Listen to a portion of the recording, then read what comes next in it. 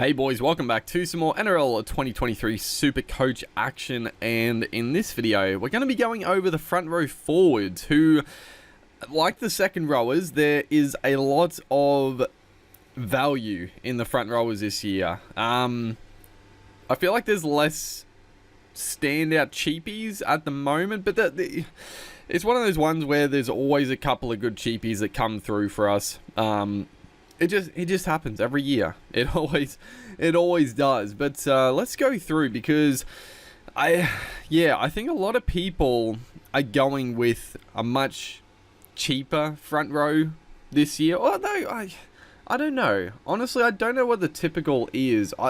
Personally, I never really spend too much in the front row because generally the upside isn't quite worth it for going like some of the top of the line players. But a couple of years ago, like Payne Haas was sort of a guy that you almost always started because of just the ceilings for other positions weren't as high, and he was just an absolute standout. But this year, the top guy, Big Tino, I'm surprised that he actually finished on the highest finishing front row forward. I think he started, I don't know, I feel like he started a bit slower in the year, but he definitely put on some very consistent scoring at the back end of the year. But I don't know, Tino, I'm not big on Tino this year. I think he'll be a really good choice, and he'll be one of the top front row forwards without doubt.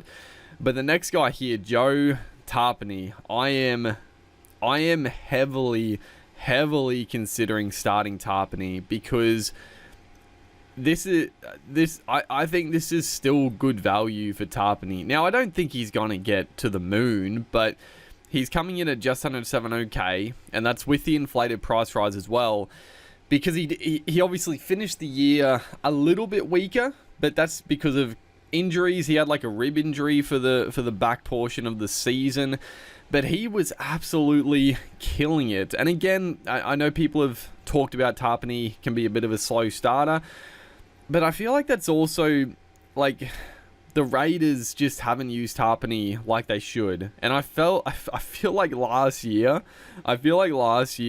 was sort of the tipping point with Tapine, and that's just with a couple of their forwards, primarily Josh Papali'i, getting a bit older. Tapine can play big minutes. You don't need to give him that much time off the field. He can play big minutes and have the same impact. And they finally started giving him the minutes, and he is just dominant. He is dominant through the middle of the field. The offloading is on another level. Tackle breaking. I mean, I want him in the team, and I want to start with him because I think he's going to be a decent pod to start. Like, I definitely think a fair few people will pick him up, but again, like, we'll talk about some more guys here in a second, but there are some really good value options that I think majority of people are sort of leaning towards, and most of the teams that I've seen from other people on the community, they've got more of the mid-range front rowers. But I think Tapine is not a must-have, but geez, I'm gonna want to fit him in. So we'll see. We'll see how I can swing it. Maybe that means going an even cheaper guy as my second front rower, but we'll have a look at some other options. Dave Clemmer, I'm honestly not keen on Clemmer. I never really have been. I mean, I know he sort of I can't speak tonight. I can't talk tonight, dude. But I know he did develop. He started getting a bit of an offload to his game, which is definitely nice. Because before he would just, he would churn up the meters. He'd make his tackles. He was always a safe player in Supercoach, but he started getting a little bit of a ceiling with the offloading ability. But I don't know, I just think there's better options. I mean, the next guy here, Payne Haas, is a little bit cheaper. I mean, honestly, he's coming in pretty damn cheap. Depending how much of a pod Payne Haas is, like I've talked about that I'm just a little bit worried for him at the Broncos this year with everything going on. But if he is able just to, maybe this sort of pushes him over and he just really focuses hard this year on playing footy. I hope so. He could be a really sneaky pickup if he's a decent pod to start, because I still think the Broncos need him playing big minutes, and they definitely have some decent depth in the front row, but I don't think it's as much as it has been in the past. Carrigan's going to play big minutes.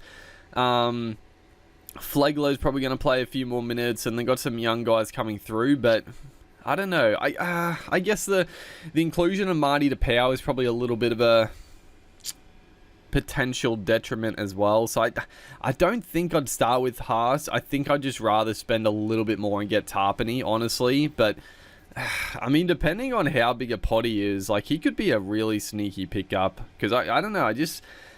It could go either way. He could have a shocker this year, or he could have an absolute blinder, I think. I don't know. I feel like there's not much in between. So you could take a bit of a punt, I feel. Tohu Harris, I know, is pretty popular. I don't know.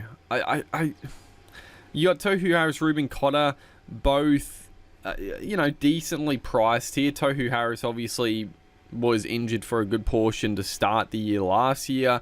He came back a bit slow and then started to find his groove. I mean, a fully fit Tohu Harris is very good. But again, I just look at he's 640. I know it's a decent step up, but I feel like if you're going to go Tohu Harris, surely you just spend the money and get Tapine. Like, I mean, again, if you can't swing it, if you just can't make that, that 60K, then I think Harris is a really good pickup. I personally think Cotter is probably the better option for that price range. But in saying that, Tohu Harris, obviously no origin to worry about, and he's been one of the best guys for that for a long time. Reuben Cotter at the Cowboys, I'm not really a big fan on Cotter this year. I still think he's going to be freaking dynamic for the Cowboys, but again, I feel like it's going to be similar to the Tamalolo factor, and that is, if the Cowboys continue to play well and they start winning games, I don't think Todd Payton is going to run Cotter off his feet, because it showed what happened last year. He obviously suffered an injury, a hammy. He was gone for a decent chunk, and they lost a bit of momentum. So I feel like Cotter they're not gonna overwork him unless they have to. And then Origin thrown in there, I can feel Cotter getting some rested minutes at times. So similar to the Tamalolo thing, I'm just a little wary of picking up one of the Cowboy star forwards. Josh Papali'i, I mean, he does consistently still push out decent scores, but I think his time as one of the top front rowers is pretty much behind him. He's still going to pump out the odd 80 plus score with a try and a few offloads, but yeah, he's just he's getting less minutes, which is fair enough. So I wouldn't be going there. I mean, Solomona, I don't think they're going to do it, but I mean, dude, if they for some reason decided that Tarek and Ali Katoa weren't going to be the starting second rowers, or one of them wasn't going to be, and they went with the strategy of last year and having Solomona on an edge, playing bigger minutes, ooh, at 540k, I mean, the man's a monster. So he's always been a guy that, like, he's sort of pictured him becoming like a super coach mainstay, but he just hasn't, and he hasn't really needed to have the minutes. And I guess Christian Welsh coming back into the side this year, hopefully injury free, it should mean that they don't rely as heavily on Solomona through the middle. So I think again he's gonna occasionally have these dominant games, but I just feel like he's never really going to be Supercoach relevant at the Storm. If he changed clubs and they worked him a bit harder, maybe. But yeah, I just don't think it's going to happen, honestly. Max King, like Cheapie of the year last year, I don't, yeah, I think he's probably just at his peak. The Bulldogs have heaps of front row options, so I'm just not a big fan of. Totola was honestly pretty solid last year, but yeah, again, he's just one of these sort of mid-type front rowers that I think there's just better elsewhere. Junior Polo, I mean, a bit of a fall from grace for Polo as well, but I don't know, like, he's not that old. Like, I feel like there's a lot of footy left for Junior here, so is he going to regain some of that form? Because I don't necessarily think he played bad last year, but I don't know, he wasn't offloading like he had in the past, and I felt like the minutes were down as well. So I don't know, losing a couple of forwards, maybe it's a Polo resurgence, but yeah, I think there's probably better value. But honestly, for just over 500k, that's pretty okay. Luke Thompson is a guy I'm really keen on.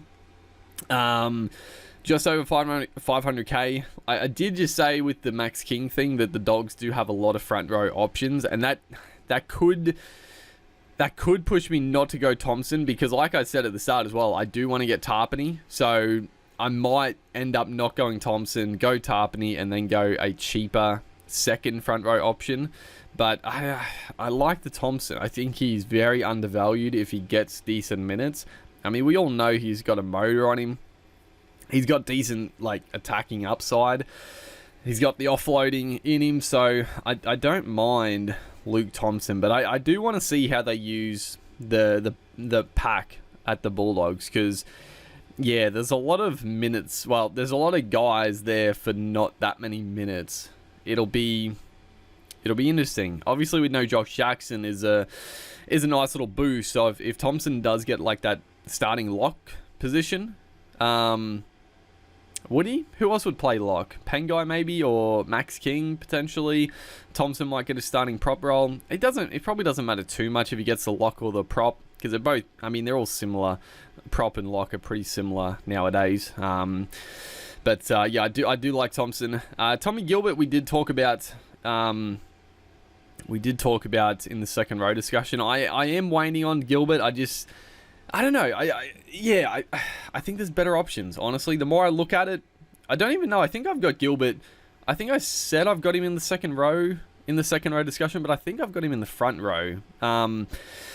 But yeah, I'm starting to wane a little bit on Gilbert, but I don't really know why, because surely he's gonna get big minutes. So I don't know. It's just trying to fit all these like good value guys, because then we get down to Daniel Saifidi, who is good value. Where's the other Saifidi? Lindsay Collins, Christian Welsh, these two guys as well. They've shown before they can potentially be keepers in the front row. I'd be a little... I mean, both of them are coming off injuries. I'm probably not going to start either, because they're not... Like, let's be real, they're both not going to hurt you. Like, if they come out and bang out some big minutes and get 60 plus, it's not going to really hurt you too much if you got someone who only got like 50 plus. So I don't know. I think they're both a bit of a risk that's not, it's not really worth taking. I don't think they have that much upside in them. I do think they're underpriced, and they're good value if you're going for a couple of cheaper guys who are just pretty solid. I think Welsh is, yeah, I'd say Welsh is probably the better option out of Collins and him, but yeah, it's a 50-50 one there. And then Jacob Saifidi, I actually don't know.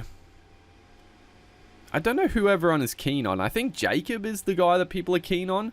I'm not sure. They're both tipped to get the starting spot. I feel like I don't remember that they've both been injured at certain times. Like, they both really struggled to get on the field at the same time. But yeah, they're both a wait and see to see how the minutes play, because the Knights don't have like a huge depth of front rowers. It seems like it seemed like what's his face, Hetherington might get a bench spot, and then it's like a couple of younger guys on the bench. So it's not, you would expect one, if not both of these guys to get big minutes. So yeah, keep an eye out for both of those guys for sure. As you go down here, Taniela Paseka, I really thought he was going to turn into a bit of a Supercoach weapon, but I don't know. He went backwards last year. Who knows? He might pick it up now. Marty Powell's gone. Is he going to take more of a leadership role? I mean, the size of the man, like he's okay. Like he's on. I think last year he was leading the offload count for a good chunk there, but I don't know. He just wasn't really getting the minutes that I thought he would, because I don't know. I still tip him for big things, but it just didn't really. I don't know. Didn't work out too well. I don't know. He might have been injured at certain points as well. As you go down the list, Fonu Polly was a great cheapie at the back end of last year. Unfortunately, he's coming in at 420, a little bit of an awkward price. You probably can't justify it, but I mean, he's got the potential to be a Supercoach gun. Like he is quite the player. But again, the Tigers have recruited very well in the forward pack, so I don't really see his role changing from last year, so I wouldn't expect too big a increase on what he produced.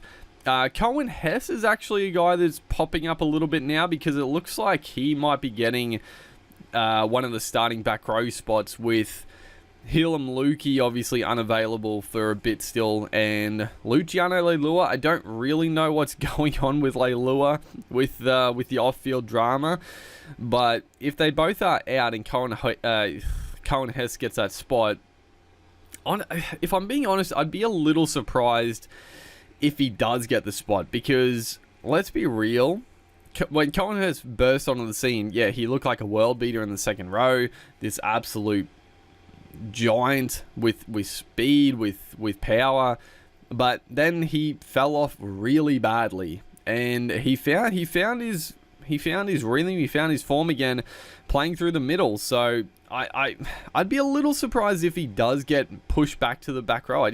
I feel like they found his spot in the forwards, like in the front row, in the middle. So I don't know. I'm keen. It's a wait and see on Cohen Hess, because if he does get big minutes in the back row, I think there's definitely some decent value there for sure. He could be one, like, pick up a Joe Tapine and a Cohen Hess wouldn't be a terrible situation. Braden Hemlin-Ueli, oh my god, this is a guy I've been wanting to pick up for so many years. He's like a Paseka, but probably a little bit better. I feel like he's so close to becoming Supercoach relevant, but injuries and not really getting the minutes has crueled him. But he's coming in really cheap this year. Obviously they've signed Oregon Kafusi, but oh man, I love Braden Hemlin-Ueli. I feel like he's got so much upside. The minutes, he's never going to be a massive minutes middle forward, but man, I just feel like there's potential there. So I'll be definitely keeping an eye on him through trials and seeing if he gets a starting spot, because I've always liked Hemlin-Ueli. I feel like there's potentially a lot there.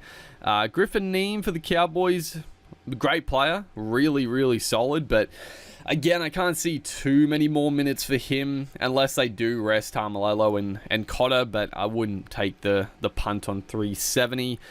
Going down the list, Keenan Palacia, I wouldn't expect too many minutes for him.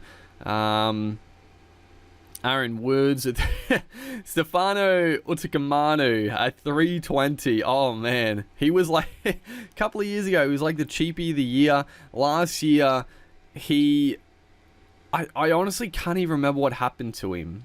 Like, I feel like there was an injury at some point, but he was out of favor. He was all out of favor. He was out of form. He's coming in extremely cheap, and I think a lot of people are pretty keen on him. But again, like, the Tigers have spent really well in the forwards. I just fail to see how he's going to get really big minutes in the middle. So I don't know.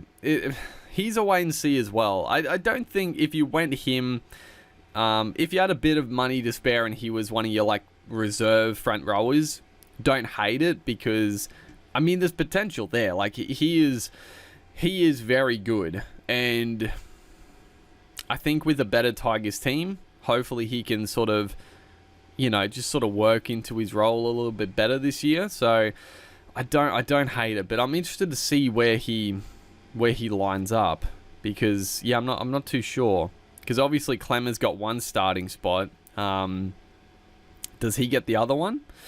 Maybe, because it's Papali'i, Bateman, and probably Joe Offengawi as the lock.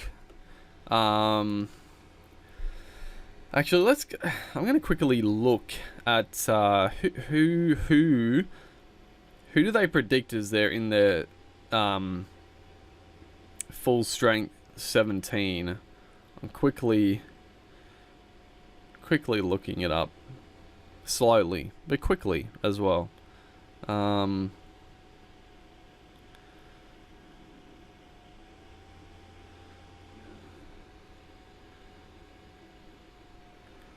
If I can find it. Where the hell are you, Tigers? Oh my god, it's every team. Where the hell are the Tigers? They're going to be down the very bottom, aren't they? Oh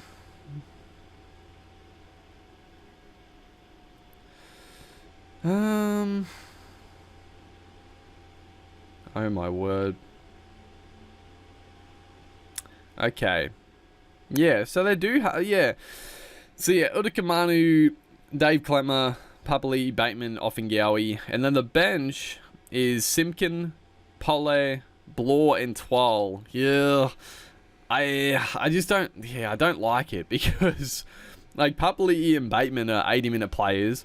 Offengawi can play big minutes. Dave Clemmer can play big minutes, and then you got you got Pole and Twal middle forwards, and Blore, who I don't know where they're going to play Blore. I don't know. I'm assuming Blore is going to come on through the middle as well. I don't know. Maybe Bateman goes to like lock and Offengawi has a spell and Blore goes into the back row. Could see that. But yeah, that's why I don't particularly like Udakamanu with their pack. But I don't know, starting front rower at 300k, it's not the worst. That is for sure. Jack Hetherington, at the moment, like I said, it looks like he's going to get a bench spot, so I'm not as keen on him. But surely, like, I don't know, surely he gets decent minutes. Like, the Knights obviously paid a decent amount for him. To not play many minutes, I just find it strange. So I think he's going to get decent minutes. Sean Kepi actually is a guy that I am rather keen on, as well as a cheapie, because I also think he's got a lot of potential as a Supercoach player. I'm going to quickly go to the Manly Seagulls if I can find them. Because Kepi's got the offload, he's got a tackle break in him. He does have the odd disciplinary issue. At the moment, yeah, they've actually got Paseka starting with Josh Alloway, Tuolangi, Olakau'atu, and Jake Trebojevic. And then the bench of Ben Trebojevic, Sipley, Kepi, Bullymore. So, yeah, I don't know, maybe not Kepi then. I thought he might jag a starting spot. I'm not a huge fan of Alloway.